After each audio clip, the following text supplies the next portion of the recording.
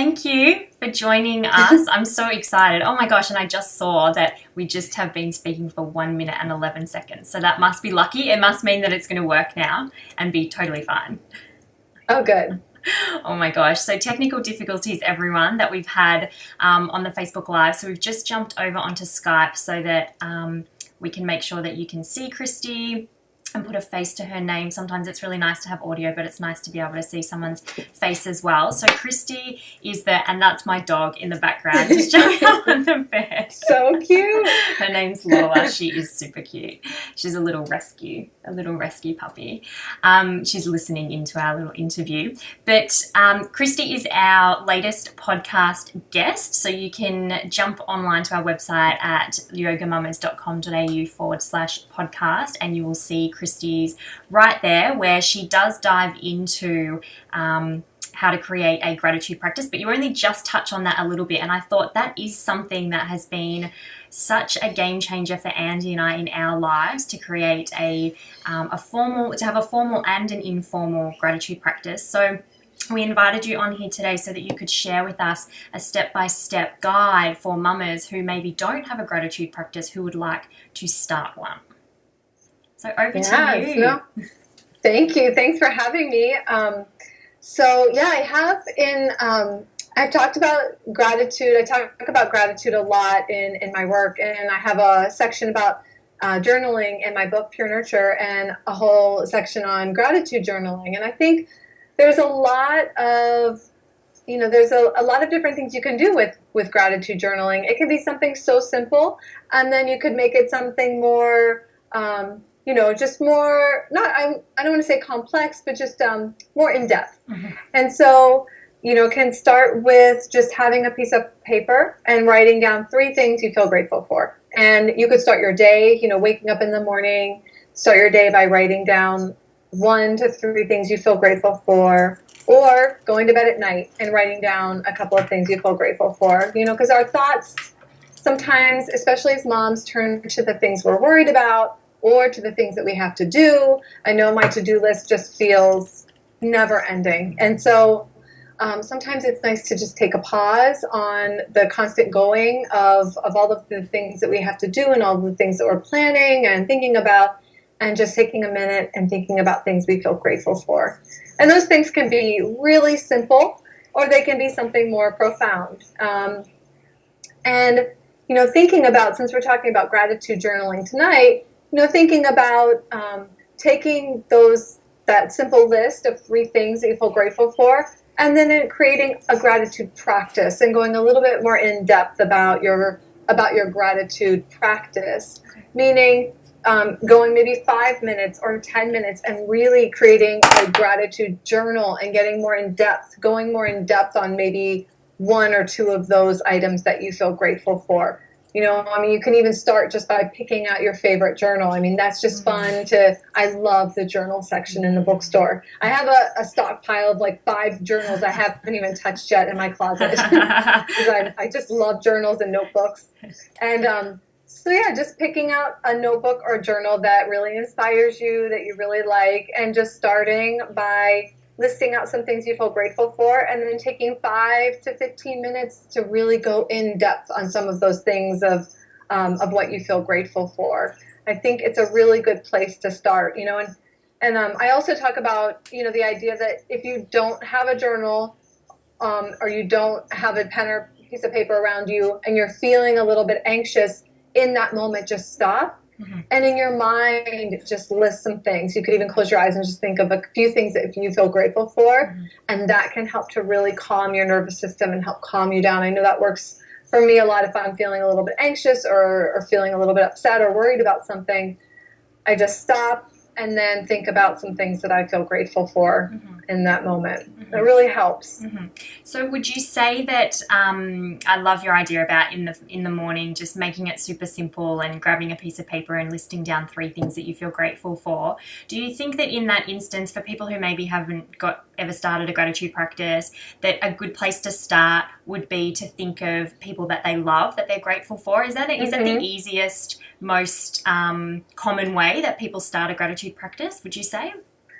Yeah, I think it is. I think thinking of thinking about the people in your life that you feel grateful for. Sometimes I think about, I teach prenatal yoga, and so a lot of times I start my class or finish my class with thinking of something or someone you feel grateful for. And so the first thing that comes to mind in just talking about this right now is when I think about my yoga practice and thinking about just getting to yoga with kids can be really challenging. So then I can think about how I'm grateful for my husband, for watching the girls while I'm able to be there to teach or to practice if I'm there to practice.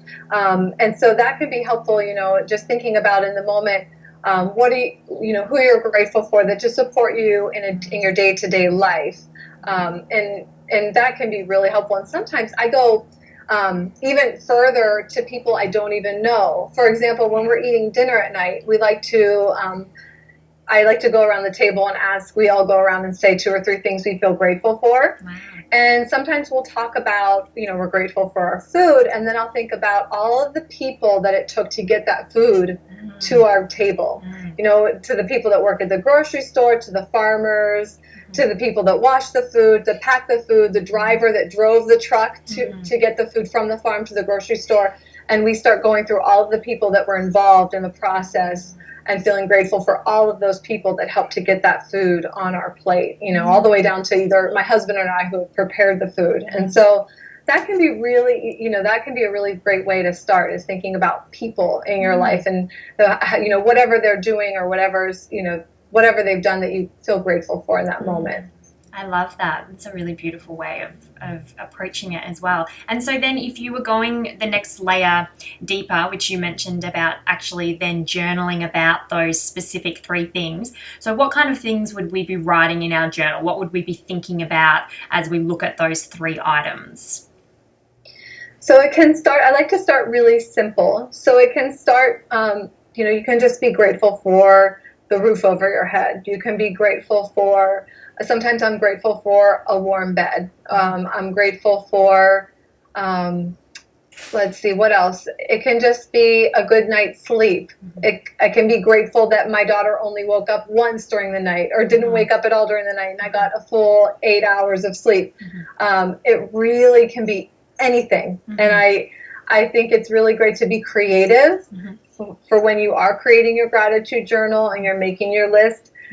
Start thinking outside of the box and just thinking about pretty much anything at all, whatever pops in your mind, anything that is supporting you, anything that, even thinking about some of the things that maybe some people in this world don't have, and then thinking about how grateful you are, like clean water, clean water to drink, anything, really anything at all.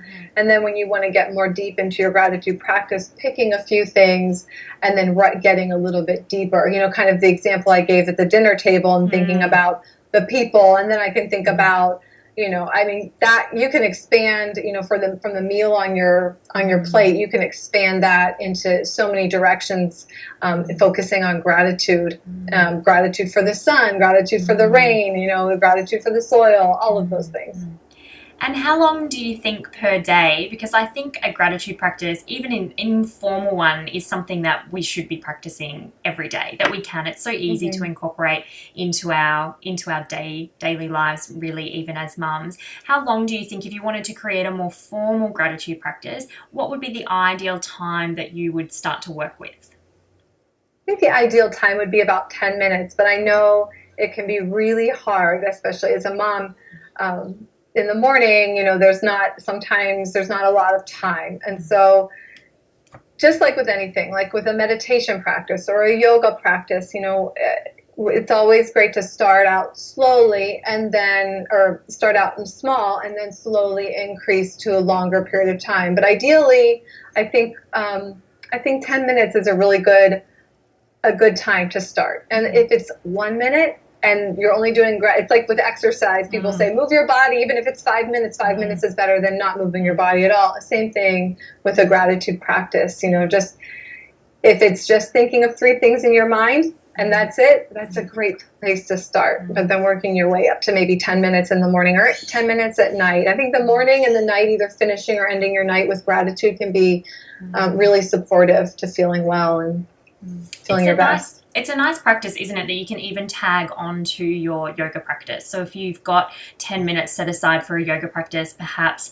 you could spend the last 2 minutes thinking about the things that you're grateful for and incorporating it. So it doesn't have to become your yoga practice and then your gratitude practice and then this and then that, and it just ends up being this massive to-do list of self-care things that you have to do throughout the day. It can be something, isn't it, that you can add to things that you're already doing. Definitely. And that's why I like to incorporate it into every single prenatal yoga class that I teach. Either at the end of the class or at the beginning, we always, take a moment and bring one thing to mind that we feel grateful for. And it can be that simple, just incorporating into yoga, even meditation. I know a lot more people are meditating, and there's so many benefits to meditating. And so at the beginning or the end of a meditation practice, can be thinking of, incorporating your gratitude practice in there, and then do the yoga, the meditation, the gratitude, like have that, you could do 30 minutes and incorporate all of that into 30 minutes. Or like what you said, you incorporate it into dinner time, which is great because everyone sits down and has dinner. So that's a perfect opportunity to practice gratitude as well. I want to wrap up, but I just want to get your thoughts quickly on how having a gratitude practice has benefited you as a mum, just so you can share with other mums, and then that gives them an insight into what the benefits might be for them. Yeah. The biggest thing is relaxing my nervous system. I've definitely become more just busier and a little bit more anxious. There's always something to do, somewhere to go, things to think about. And it's really helped me to slow down. It's really helped me to calm down, especially in those times where I'm feeling a little bit worked up about whatever it is, and feeling a little bit anxious. Stopping and thinking about all the things that I'm grateful for really, really helps me to just take a breath and relax a little bit in that moment.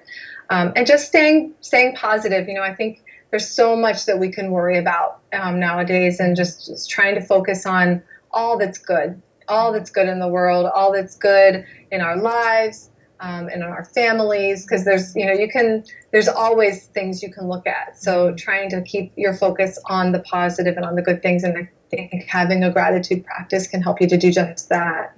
And I think we underestimate, don't we, the power that these types of practices have on our nervous system, and how important our nervous system is to the way that our entire body and then our life functions. Yes.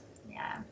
Well, thank you so much. Absolutely. I really appreciate it. I know Angie does too. She's busy with babe number 3, so she couldn't join us today, but I'm sure she'll be on future live calls. So thank you again, Kristy. We're going to link to Kristy's podcast episode and also all of her website and social media accounts. So if you have questions, you can leave them either below this video or you can contact Kristy directly. So thank you, Kristy. Enjoy the rest of your evening, and we'll chat to you soon.